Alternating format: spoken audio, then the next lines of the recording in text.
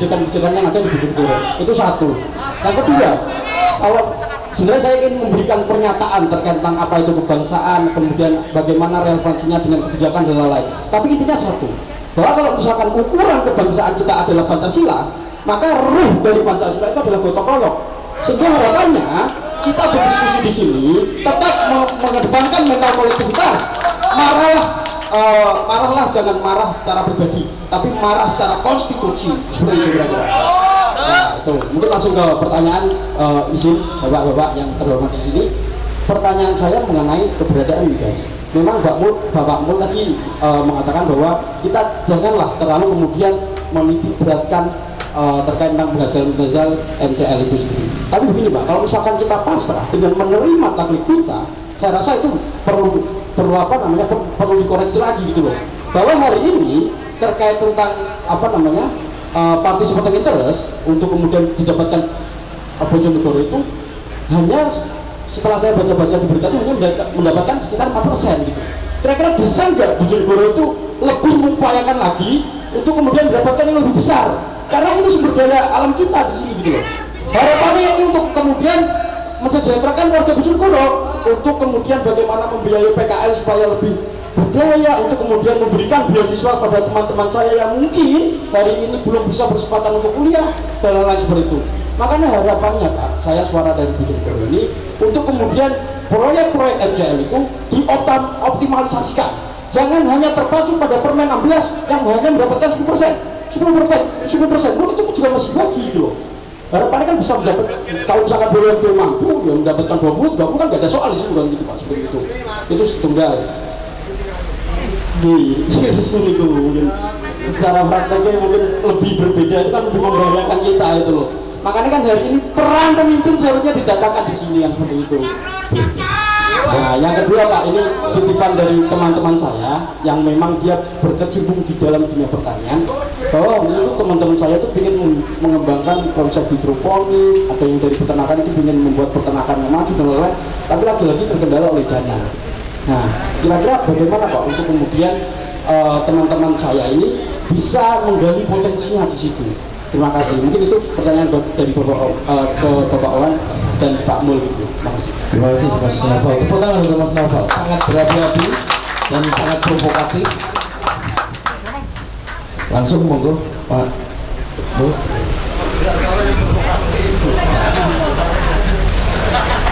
Ya, terima kasih. Jadi saya sudah membagi pertanyaan, mungkin nanti yang masalah punya Pak Mul yang menjawab. Jadi mungkin yang tadi apa yang disampaikan untuk masalah pertanian dan peternakan. Jadi ini perlu saya sampaikan juga, apa yang disebut dari moderator masyarakat itu kan juga jelas. Artinya di Kabupaten Bojonegoro ini silpannya dimulai tahun 2019, 2020, ini 2021 itu silpannya kan sangat amat besar sekali. Artinya apa? Dengan adanya sumber daya alamnya, kita itu sudah mendapatkan bagian hasil. Apa yang disampaikan Pak Mul, bahkan mungkin hari ini dipacu mulai 2018 Pak Mul. Nah, kemungkinan sampai 2025 seperti itu menurun, mulai menurun. Kita harus mempersiapkan itu semua. Artinya mumpung minyak ini masih menghasilkan, kita harus berpikir ke situ. Artinya kita harus berpikir apa yang saya sampaikan di awal tadi, pemberdayaan masyarakat, pertanian, peternakan. Karena apa? Mayoritas masyarakat Kabupaten Bojonegoro ini petani. Mumpung yang ini ya harus ini kita berdayakan, harus ini kita maksimalkan. Karena apa? Dengan adanya sumber daya alam ini, pola daya hidup masyarakat Kabupaten Bojonegoro ini berubah. Tapi pada saatnya nanti, pada saat kita sudah mendapatkan bagi hasil yang menurun dengan pola gaya hidup dan sudah berubah, kita nggak mempersiapkan bagaimana untuk mendapatkan sumber daya yang lain dari sumber daya alam, apa yang terjadi? Kita nggak akan bisa bayangkan. Dari sini kita bisa melihat 2019, 2020, 2021 silpa yang sebegitu besar. Itu kan menandakan ini pemerintahan kabupaten ini tidak bisa memanage masalah keuangan. Padahal ini sangat amat masih dibutuhkan masyarakat banyak. Kenapa sampai Silpa sebegitu banyak? Silpa Kabupaten Bojonegoro ini tertinggi se-Indonesia. Silpa Kabupaten Bojonegoro ini dengan kekuatan APBD kabupaten lain lebih besar silpa kita. Aneh kan? Bisa kita itu dipecah dari rong kabupaten cukup. Ayo percaya. Nah, seperti itu. Ini perlu saya sampaikan. Biar semuanya jelas, biar semuanya tahu dan tahunya tidak sepotong-potong. Ya tidak bergelintir-gelintir ke sing ora-ora kan seperti itu. Jadi itu kamu yang bisa jawab tadi. Karena apa? Di sini kita juga sudah ibaratnya jeritan dari para petani, mulai dari pupuk, mulai dari panen yang harganya rendah. Nah, ini sebenarnya butuh kehadiran pemerintah kabupaten. Artinya kita itu jujur aja kita itu punya BUMD, seharusnya bisa mengelola itu semua. Dengan yang saya ini perlu saya sampaikan, dengan ngelenyernya jalan ini yang menikmati malah orang luar, malah hancur petani karena tenggulak dengan luasa masuk hancur harga gabah. Ini yang perlu saya sampaikan. Nah, ini antisipasi dari pemerintah kabupaten sama sekali tidak ada. Itu aja yang saya sampaikan. Terima kasih. Monggo Pak Mel yang lain dijawab. Terima kasih. Menambah dari Pak Wawan tadi, sebenarnya Pak Wawan sudah mengupayakan itu semuanya, tapi apa berbuat juga dengan yang terus sebagaimana tadi saya sampaikan, ketika musim pandemi, ketika masyarakat kesulitan dan ketika rakyat memikirkan ke depan, disinilah negara, pemerintah harus hadir di tengah-tengah masyarakat. Seperti apa yang disampaikan oleh Mas Novel tadi, mudah-mudahan di sini ada wakil rakyat kita, ya, ada Pak Wan juga kan wakil ketua tadi begitu. Ini pemerintah harus intervensi, seharusnya seperti ini. Kenapa? Misalkan saja kita yang ada di desa X, kita latih. Kebutuhan apa? Melatih SDM-nya petani, melatih generasi muda tidak nyaman. Bagaimana pasca panen ini agar bisa tadi tidak tidak dibeli murah dan sebagainya. Kayak apa mestinya? Intervensi tidak hanya politik saja atau pendidikan saja, tapi bagaimana uang itu bisa ke sana. Nah, ini ada dari Brawijaya ini mestinya bagus sekolah itu kok dia kan gitu ya. Itu hanya pandangan biasa, titip aja pada awal gitu.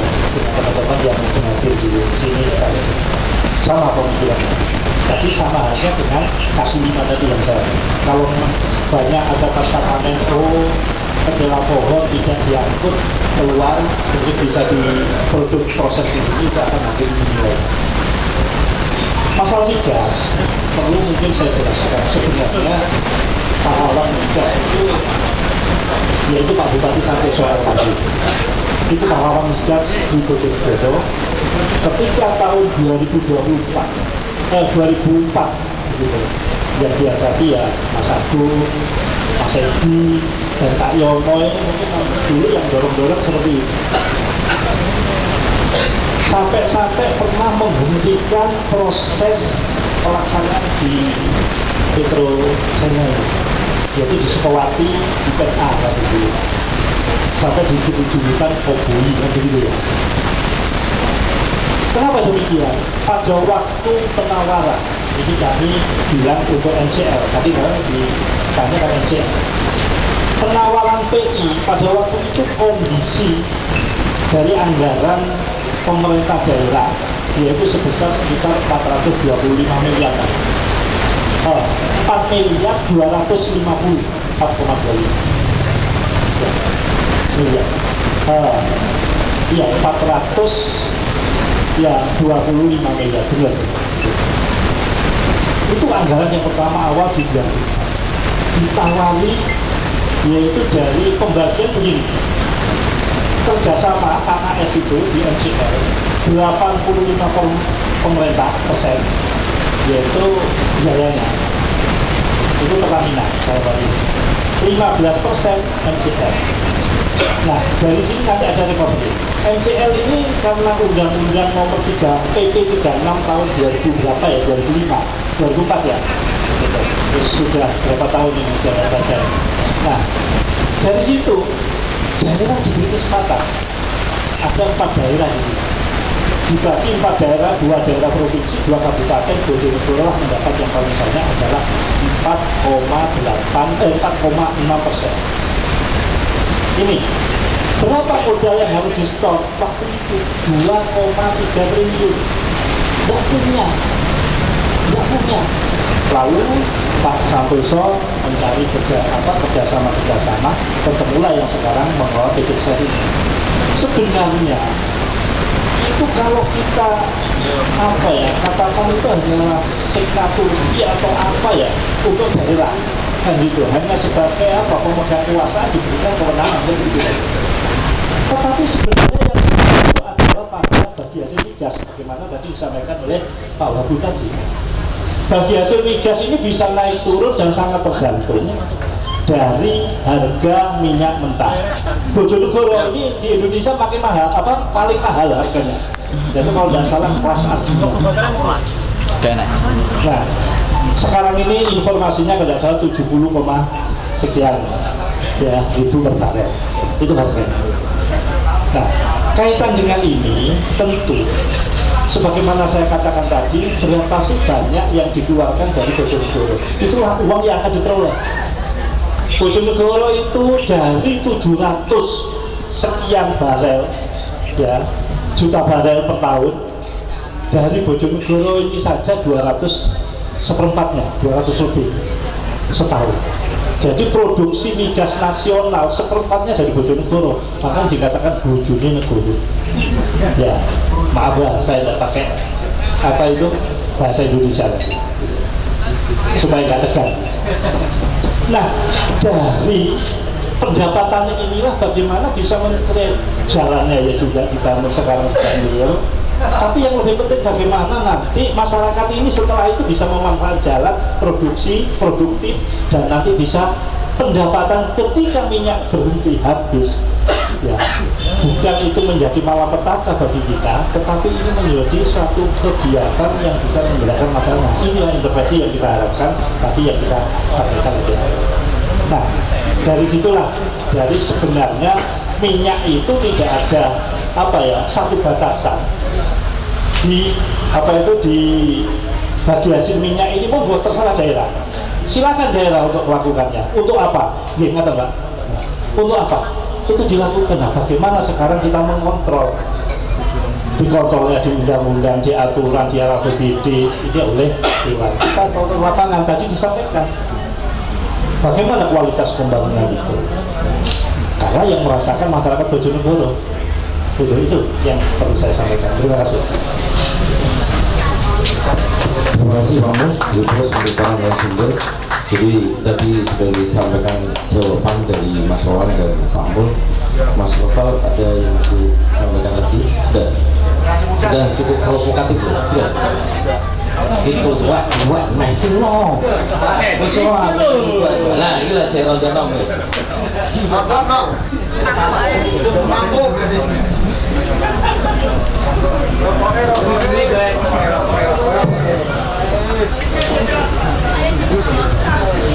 Assalamualaikum warahmatullahi wabarakatuh. Nama Andi Istiawan. Andi Istiawan. Panggilannya Andi. Ya.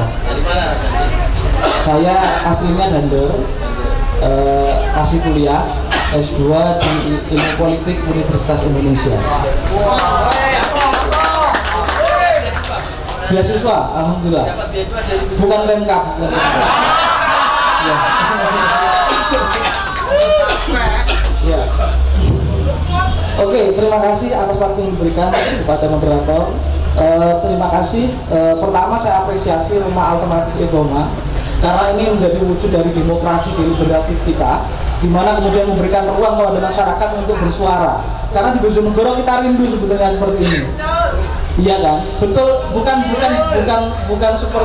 bukan selayaknya kita mengapresiasi Kalioto pada saat itu memberikan ruang demokrasi yang luar biasa. Setiap hari Jumat kita bisa ngomong seenaknya kita, ya kan? Iya, setiap hari Jumat kita bisa bersuara seperti layaknya masyarakat, ya kan? Nah, ini. Bukan saya berarti membela Kang Yoto, tidak, meskipun ya ada jeleknya juga begitu.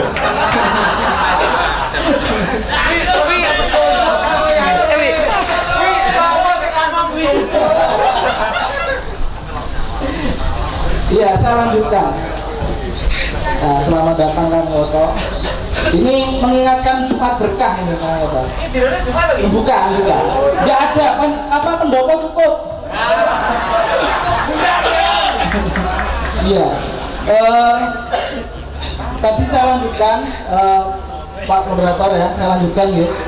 Jadi begini teman-teman sekalian, saudara-saudaraku masyarakat Bojonegoro, ruang demokrasi kita sangat terbatas hari ini. Itu satu poin pertama sih. Itu terbatas sekali bahwa kita sulit untuk berbicara hari ini karena Pemkab sendiri sebagai regulator begitu tidak memberikan ruang kepada kita untuk kemudian menyuarakan apa yang menjadi aspirasi masyarakat. Satu, kedua, DPR itu mandul bagi saya, mandul. Dengan adanya Undang-Undang 23 2014 memberikan peran ganda kepada DPR sebagai pengawas sekaligus pelaksana daripada pemerintahan, itu kemudian menjadi tidak serius akhirnya. Akhirnya apa yang terjadi? Negosiasi antara pemerintah, antara eksekutif dengan legislatif. Ketika mohon maaf misalkan, ketika ada dalam tanda kutip ya kong kali kong antara eksekutif dengan legislatif, yang menjadi rakyat yang dirugikan, dan itu terjadi hari ini. Mohon maaf, seperti yang disebutkan tadi oleh Pak Wakil Bupati ya, semoga jadi wakil, amin. Bupati dulu ya.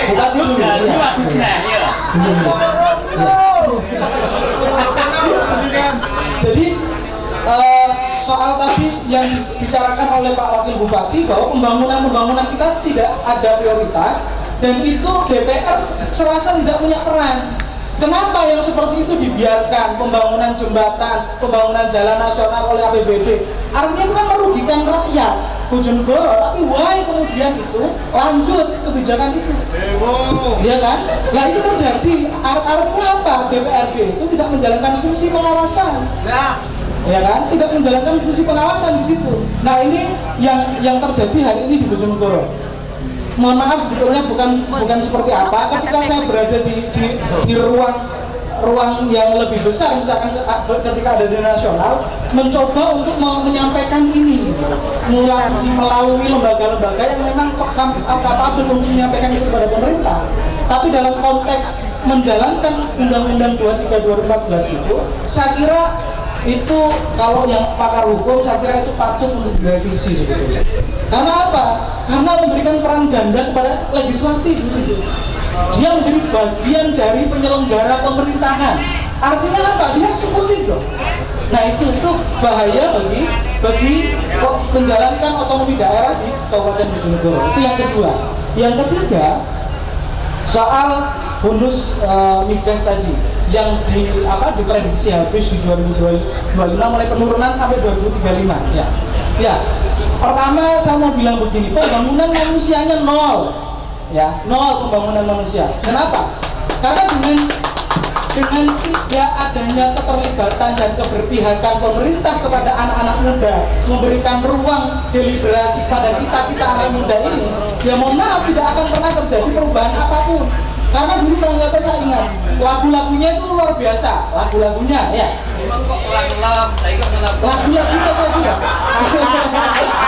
Itu menyemangati kita gitu. Generasi pada waktu itu, ketika sekarang di dunia kampus kita dikenalkan dengan dunia kritisme mahasiswa, ketika kita bicara tanpa aksi juga tidak ada apa-apa. Maka saya berusaha dengan teman-teman saya di komunitas, di organisasi saya, berupaya untuk menyadarkan itu ke pemerintah. Meskipun ya itu tadi pemerintah seakan-akan tutup telinga, ya seakan-akan tutup telinga dengan kenyataan yang ada hari ini.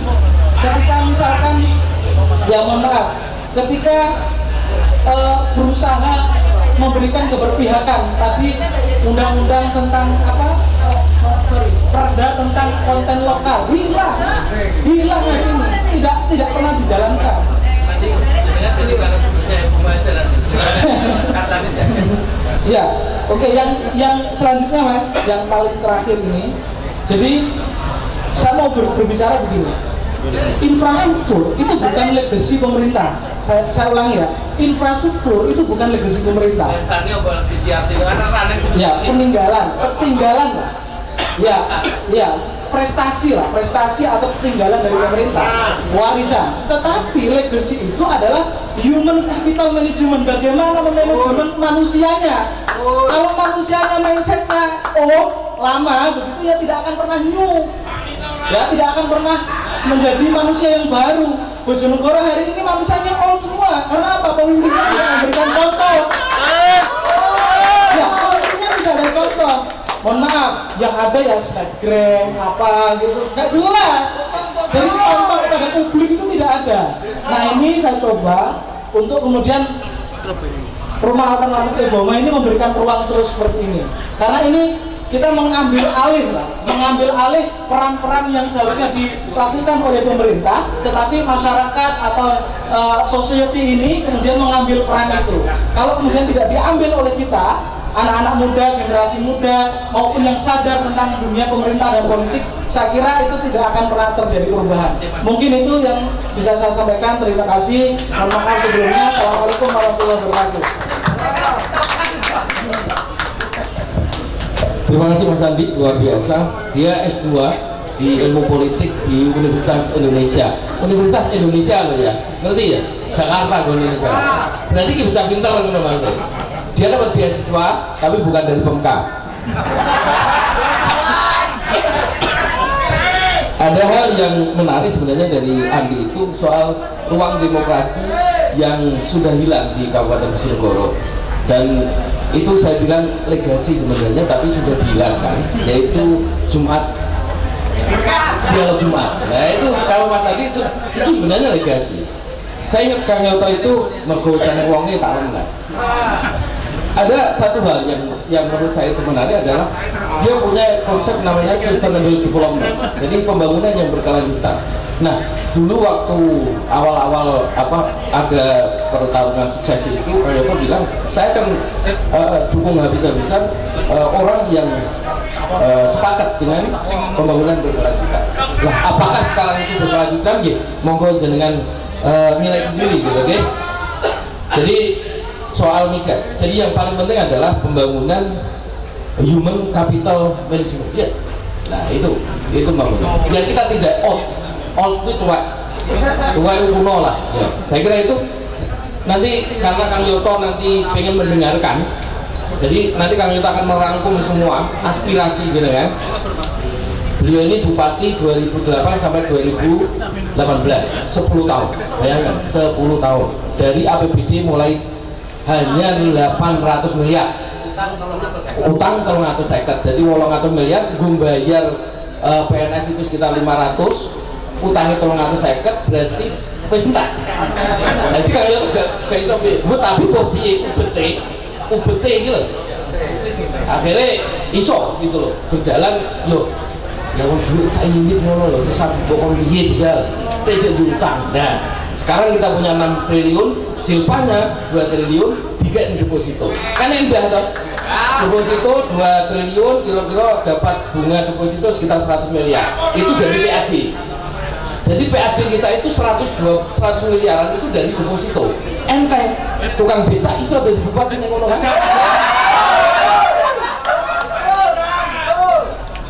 Kayak situ, tak terlalu. Aku mau ngebuana. Monggo. Silakan, yang mau bertanya. Saya tadi lihat ada Pak Anwar Soleh. Dia adalah penggagas PI. Saya berharap Pak Anwar bisa hadir di sini. Sudah pulang kan Pak Anwar? Pojok. Nah ini Pak Anwar. Dia adalah orang yang memperjuangkan PI itu dapat. Nah ini adalah sekarang punya julukan baru, selain mantan ketua DPRD juga tukang lapor. Monggo Pak Anwar menyampaikan PI itu kan? Asli. Atau mata-mata lo kamu, Assalamualaikum warahmatullahi wabarakatuh. Waalaikumsalam. Nyun sewu, enggak sarulah rakyat. Sorry, saya tidak harus berbicara di sini karena waktu. Saya mohon maaf, terpaksa tadi ini saya diperkosa teman-teman. Mas, laporannya sampean di senyap, jadi harus diselesaikan. Nyun sewu, saya akan bicara mungkin agak emosi ya, karena tensi saya beberapa hari ini naik, benar-benar naik. Jadi ternyata Republik Indonesia ini kebangsaan ya, benar-benar ditipu oleh mukawana. Ini benar. Begini ceritanya saudara.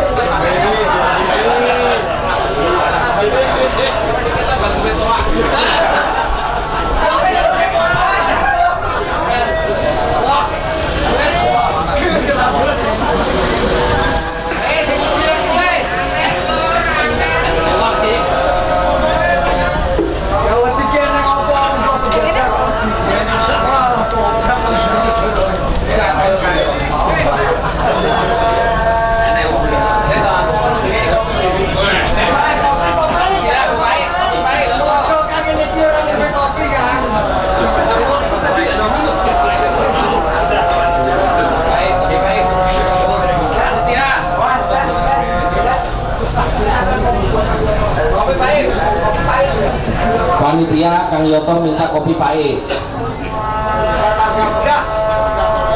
Ayo toh, sopo sih?